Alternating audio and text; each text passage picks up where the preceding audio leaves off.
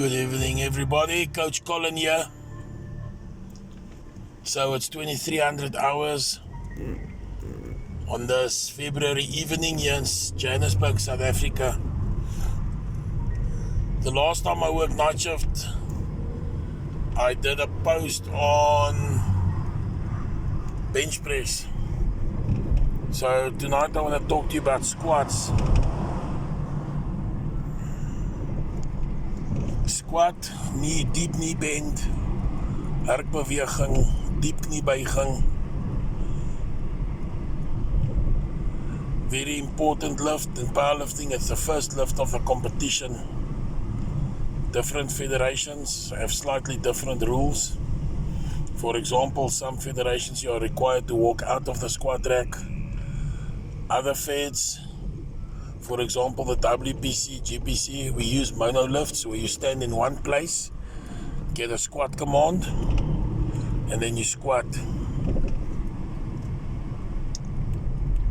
So, major reasons for disqualification in the squat is, first of all, taking the bar out, getting a squat command, and then changing your foot position after you get the command. You are not allowed to move your feet after you get the squat command. Another reason for disqualification is depth. As I keep on saying, we need to have the crease of the hip joint below the knee joint. That is the depth that must be achieved and attained. You don't need to pause at the bottom of a lift. I'm passing a police checkpoint. Put the blue lamp so they can see me. Members, evening. So, when you get the squat command, you squat down and then you must return to the starting position. Don't pause at the bottom. Don't move your feet. So, there's different ways of squatting. There are schools out there that reckon that it's posterior chain movement only.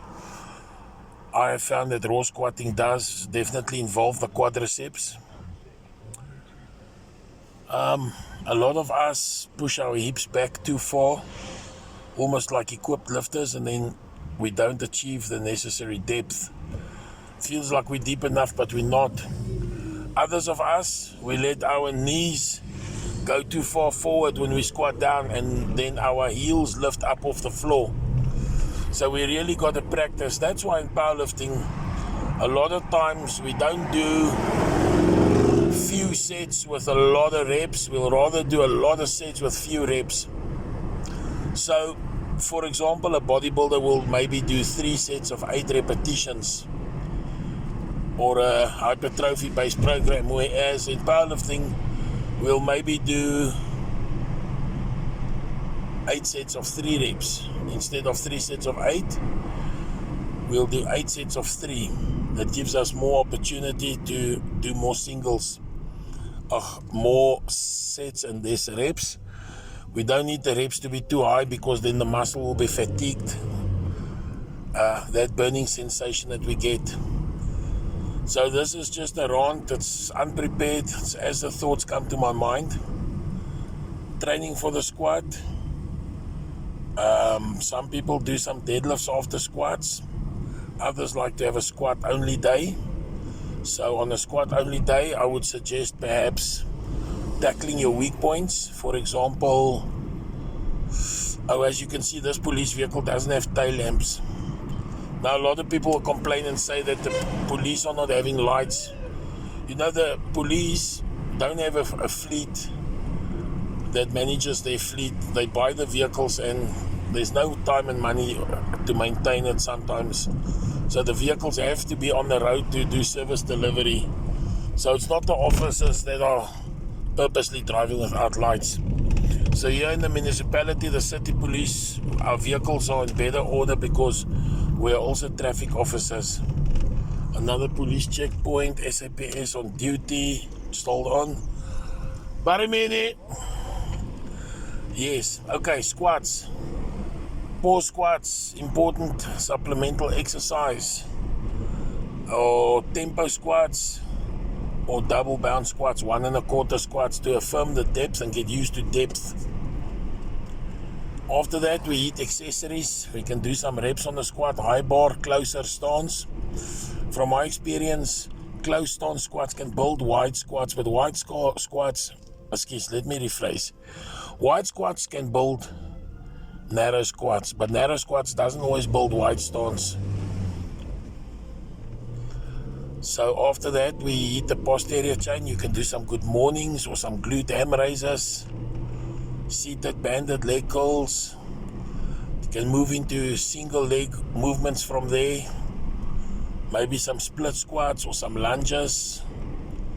Then you can do some abdominals, some side bends, some leg raises, sit-ups with weights, calves, maybe 2 sets of 20.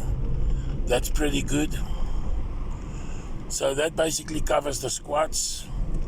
A lot of people have problem with doing the low bar squat. So I suggest on your lighter weights, try practicing the low bar position. Most people are very acquainted and used to the high bar position. So high bar position is an upright torso with a lot more on the quads, but if you do a low bar, it also brings the hips, strong, powerful hip flexors into play. So it's important to practice the low bar squats. Practice tight upper back on the squat, whether high or low bar, tight upper back. Bracing by not only breathing into the chest, but breathing into the belly. When moving heavy weights, bracing is very, very important. You got to brace. If you are wearing a belt, wear the belt moderately tight and then breathe into your belly. Learn to breathe into your belly. By that I mean, if you breathe into the chest only, you'll notice in the mirror that your shoulders will lift up. But if you breathe into the belly, your belly must fill out against the belt in order for you to be better supported. So just for your interest sake and your information, I'm traveling north along Louis Botha Avenue. This is the Death Bends. This is leaving Yeovil behind us, now approaching Orange Grove, Houghton on the left, Houghton Estate. I'm on my way to wash the patrol vehicle. So I wanted to talk to you guys about the squats. If you have any questions, you can ask me, DM me, direct mail me. I want you guys to be happy. I want you to enjoy your competitions that we are hosting. Please help us to bring lifters to the sport. Help us to grow powerlifting in South Africa. You know what makes powerlifting so much easier these days to make it more mainstream is all the information is out there, internet. In my days, we didn't have that. It wasn't always easy for us to order books from overseas, so we had to read bodybuilding magazines with the occasional strength training article. So, and there wasn't so many powerlifting gyms and coaches out there, so you guys must enjoy it. All the info is there. Let's get strong. Don't always compare yourself to others. It's good to know how strong you are compared to other people, but compete against yourself. Build your own numbers. It's about you. Not everybody's going to squat 400, but your 160 can become a 240. Guys, I'm about to reach the service station. Thank you very much for listening to me. I hope it made sense what I'm saying. I'll do another one on the deadlift again. You can DM me with questions. If I work night shift again, I'll make little clips like this and then I'll just post it. Respect the police, respect each other. I just want to give you a tip, guys. If you ever have interaction with the police, especially in South Africa, don't resist, even if the police might be wrong, especially in your opinion. Always comply with the police. If the police have done things wrong to you, make sure that you record the time, the details, the registration numbers, vehicle numbers. Example, BS14 will be Boyson Station, vehicle 14, and etc. Don't fight with the police. Rather take note, there are ways where you can charge the police later on. There's IPID, there's Internal Affairs, Anti-Corruption Unit. Don't bribe the police. Always comply. The police are not against you. The police are not always right, but the police are also humans. We work hard to keep you people safe. Some of us are passionate, we're not corrupt. Have a good evening. Subscribe to Pitbull Power Systems. I'll post more videos of my gym and my lifters and powerlifting in general, law enforcement, things. You must have a good day. You must sleep well. I care about you. Coach Colin out.